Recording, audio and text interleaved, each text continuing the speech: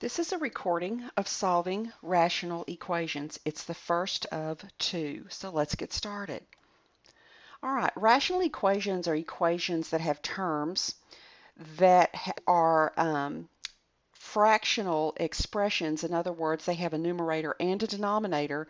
The special thing is that the denominators have a variable in there.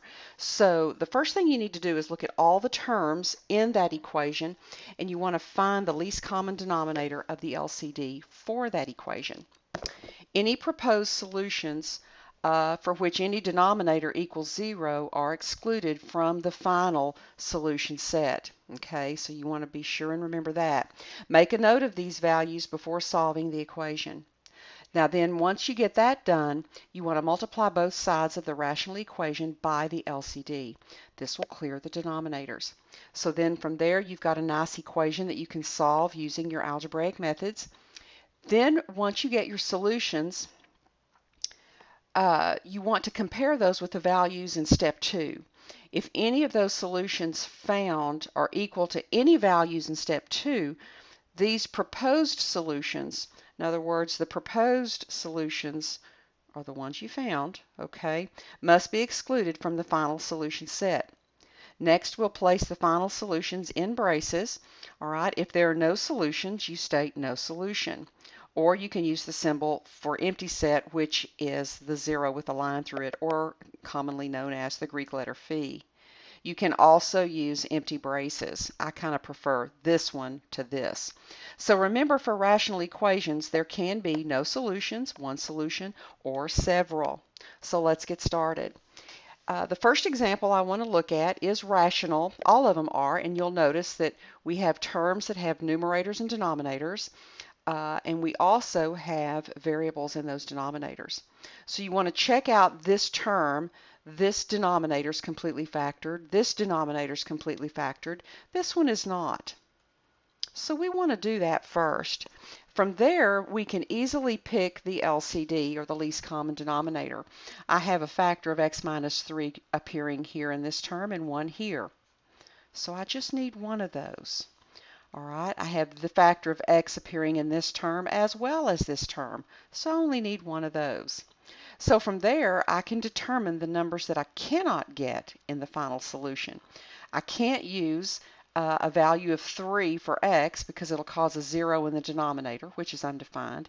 I cannot use the value 0 in this term, nor can I use either of the two here. So should I get a proposed solution when I finish and it matches either of these, then I must throw those values out of my proposed solution. So let's get started. The first thing we want to do is multiply both sides of our equation by the LCD. I'm going to show all steps in this particular question, and then I'll show you some things that will help you make the whole technique move a little bit faster. I at least want to show you algebraically why we do what we do. And in fact, what I generally do, although this is not wrong, this that I'm erasing, I generally like to use the factored form of all denominators. A little easier. All right, so from there I am going to distribute this entire expression, put it over 1 if you need it, not necessary, but I am going to distribute this entire expression to the first term and to the second term because of that addition symbol in between. So when I do that, what I'll have is x times x minus 3. Remember, I'm just showing steps right now. Plus, from this expression, from this symbol here, and then I'll distribute. Now, on the right side, I don't need the distributive property because I have multiplication here. All right, so I can straight up start simplifying with that kind of shortcut of cross division. I have a factor of x in the numerator and the denominator here. Those divide to 1. And I have a binomial factor of x minus 3. Those divide to 1. All right, and when I do that, I've got 1 times negative 7 gives me a negative 7. And notice the 1's in the denominator. That's what you want to happen. So I'll do the same thing over here. These x minus 3 binomial factors divide, and these factors of x divide to 1. So that gives me an x times an x minus 5, and then that gives me a x minus 3 times 1, which is x minus 3, equals negative 7. So now let's just solve. I've got x squared minus 5x plus x minus 3 equals negative not 10.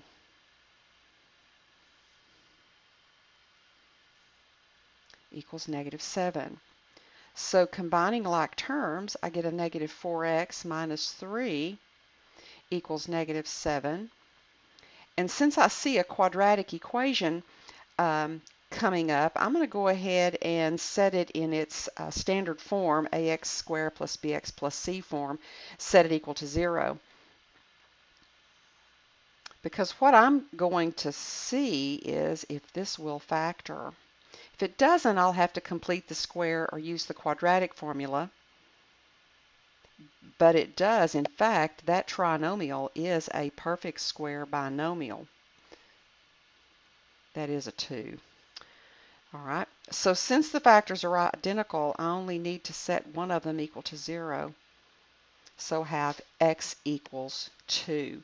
Now I want to compare. This is a proposed solution. I want to compare it up here. These numbers are not allowed. Since my proposed solution is not part of the list, then I know my final solution is 2. Now, if you had a mind to do this, you could take the 2, replace it here, here, here, here, and here. All right. Do the arithmetic on the left, do the arithmetic on the right, and the left should equal the right. That's how you find out if you have the correct solution or not. All right. The next equation is rational, okay?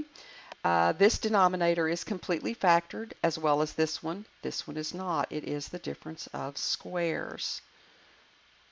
So I'm going to go ahead and factor that. Now I can find my LCD. So I have a factor of x plus 5 and another factor of x plus 5. So that binomial will be one of our factors. I have an x minus 5 and an x minus 5. That will be our other factor in our LCD. And from there, we can now determine that x cannot be negative 5 and x cannot be 5. All right. And as well as here, if I sub either one of these values in the x squared, then I will also get a 0. So these are the values we have to watch out for. So now I'm going to multiply both sides of my equation by the LCD.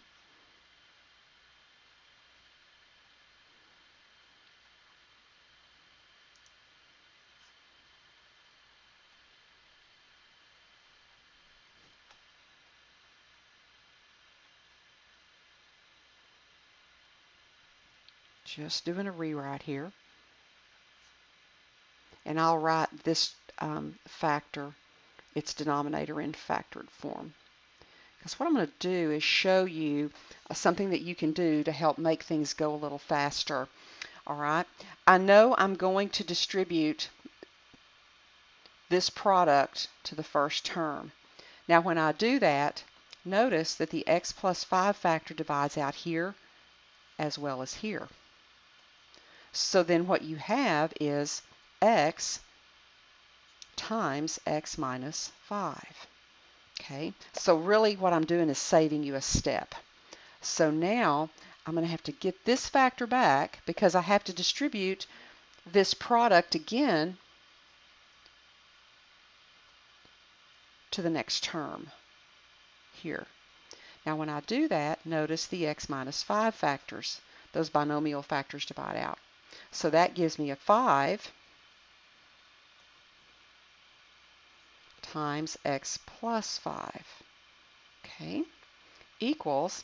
Now over on this side, notice that I have multiplication going on to a single expression. So now we're looking at dividing these factors to 1 and these factors to 1. No distributive property. So 1 times 50 is 50. So I have x squared minus 5x plus 5x plus 25 equals 50. All right, no fractions. So now I do notice something quadratic going on here, and so I'm going to put those in general form so that I can see if those factor. These terms add to 0, plus 25 equals 50, and then subtracting 50 from both sides, got a little extra mark here. So subtracting 50 will get me a minus 25 equals 0. Well, that's the difference of squares. And if you'll notice, we're getting the same thing as our LCD down here. But following through, using that zero factor property, our proposed solutions are x equals -5 and x equals 5. But when we compare those to what's not allowed, neither of our proposed solutions are allowed. So that tells me that there is no solution to this equation. No solution. Okay. You can also tell me that in this form. You can also tell me that in the empty brace form. Okay. Moving to the next slide. All right, we have 2x minus 3 divided by 2 plus 5x squared, 5x over x plus 1 equals x. So this denominator, although it has no fraction, this is considered a rational equation because of the second term on the left. So I'm going to use my 2 as an LCD, my factor of 2, and then x plus 1 is completely factored, so I'll pick up that factor as well. And I also notice that x cannot equal -1. Now this x is not in the denominator. It is considered a numerator number. It's over 1. So when I multiply both sides by the LCD,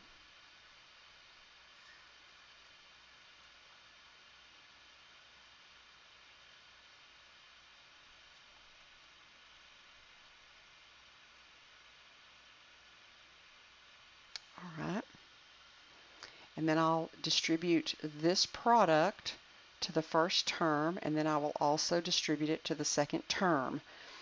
All right, when I do that, notice my factors of 2 divide to 1. So that gives me an x plus 1 factor times 2x minus 3. Okay, now I need this factor of 2 back in the LCD because it has to be distributed here. All right, so when I do that, notice the x minus 1 binomial factors divide to 1. So now I have 2, let me get this little 1 off right here. So I have 2 times 5x, and yes, you may go ahead and call that 10x. So here I have 3 factors. What I'm going to do is just reorder those and put the x next to the 2, the coefficient of 2. So I have no fractions, so now we need to use the distributive property. I have a 2x squared minus 3x plus 2x plus 10x equals 2x squared plus 2x. All right, and it looks like I forgot I've got 2x squared minus 3x plus 2x. I forgot my minus 3. So let me get that equal sign moved.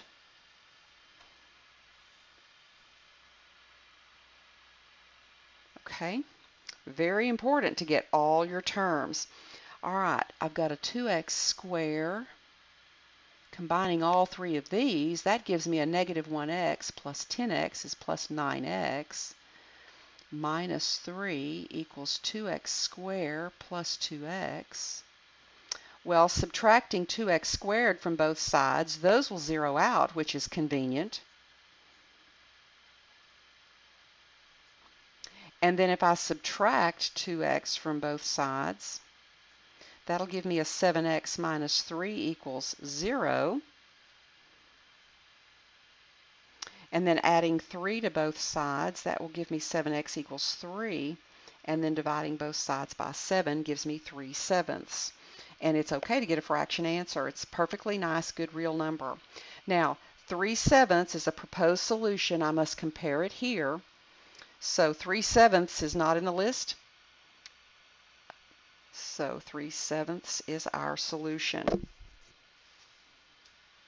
All right, the next example and the final example is a work rate type problem. It's a application of rational functions. So the amount of work completed equals the rate of work times the amount of time worked.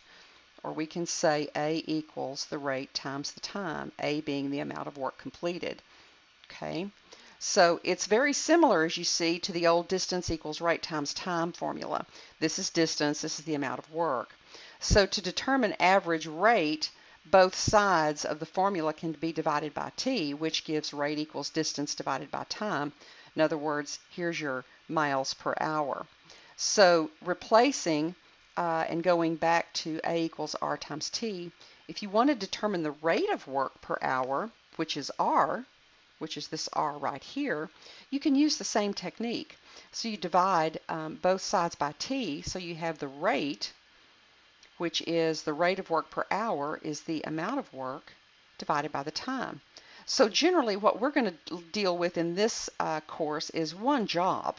So if A is the job, or the amount of work, then generally we substitute A with a 1. So then the rate is the amount of work per hour, or you can do this much job per hour. So let's do an example, and I think that will make a little bit more sense. So I've got Lisa and Keith are raking leaves, and I'm going to draw myself a box kind of while I'm reading, just to organize my information. All right. They're raking leaves in the backyard. Working alone, Lisa can rake the leaves in 5 hours, while Keith can rake the leaf in 4. So I've got two people here. I've got the amount of work equals the rate times time, and this is just an organizational tool I like to use. So Lisa's rate, then, if she works that thing or rakes in 5 hours, she can do 1/5 of the job per hour. So this is the 1/5 of the job per hour. Keith can do it in 4 hours, so in 1 hour, he's done 1/4 of the job, okay? So that's the rate. Now, if they're working together, we're going to assume they're going to work the same amount of time. So the cool thing here is that we have now an expression for the amount of work. We've got the rate times the time. So 1 times t is t over 5. 1 times t is t over 4. So if we take Lisa's amount of work plus Keith's amount of work, together they will complete one job. So that would be a valid equation. So as far as solving that thing, and yes, I know this is very simplistic, and you could probably figure it out in your head. But what I'm giving you, remember, is a technique, all right? Because not everything in life you can just finagle numbers and get in your head. You need some technique. So that's what I'm giving you, all right? So if I distribute the 20, notice I use the LCD, not required, but I want to use it. That'll give me a 4t. I could certainly solve this with fractions. I'm just choosing not to. And then I've got to get that 20 back, and that'll be a 5 times t. So that'll be a 5t equals, and don't forget the 20 times 1. The trade-off is these, while you're learning this technique, the trade-off is they're very easily solved. So this is the time, and that's 29ths hours. But we generally don't talk like that. So we would probably convert that to a mixed number. That would be 2 and 2/9 hours. So just to keep in mind, T is the amount of time it takes for Lisa and Keith, let me abbreviate, to complete the job together. Just so we know exactly what that variable stands for. So that's the end of this first video. I do have part 2 with a couple of more difficult problems on there.